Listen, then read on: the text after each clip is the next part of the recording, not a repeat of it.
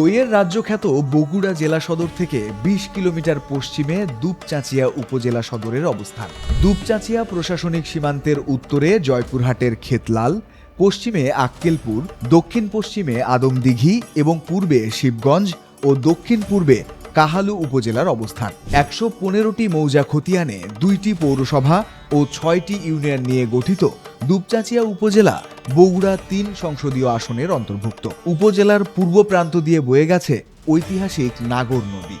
এছাড়া প্রাকৃতিক কোনো জলধারা নেই এই উপজেলা সীমানাধীন। সম্পূর্ণ সমতল ভূমি বিশিষ্ট হওয়ায় দুপচাঁচিয়ার যোগাযোগ ব্যবস্থা বেশ উন্নত। সড়ক যোগাযোগের পাশাপাশি রয়েছে রেল যোগাযোগও। শিক্ষা সাক্ষরতায়ও অনেকটা এগিয়ে দুপচাঁচিয়া উপজেলা।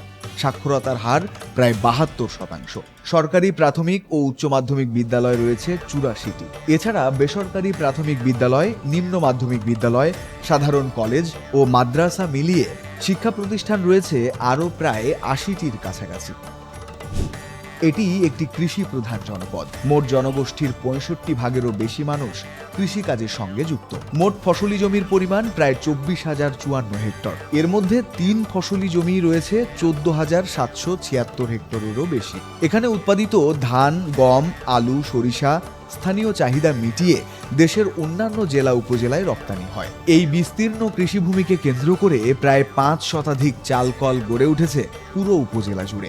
এছাড়া প্রচুর শাকসবজি ও মশলা জাতীয় পণ্যও উৎপাদন হয় দুপচাঁচিয়ায়। রয়েছে তাঁত শিল্প ও ৪,০০০-এরও অধিক পুকুর বা জলাশয়। পুকুর জলাশয়ে মাছ চাষ ও রেণু উৎপাদন হয় ব্যাপক আকারে, যা গুরুত্বপূর্ণ অবদান রাখে দুপচাঁচিয়ার অর্থনীতিতে।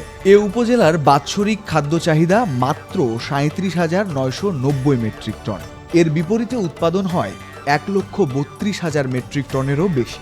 শত বছরের পুরনো জনপদ হিসেবে এখানে রয়েছে ঐতিহাসিক নানান স্থাপনা ও দর্শনীয় স্মৃতিচিহ্ন।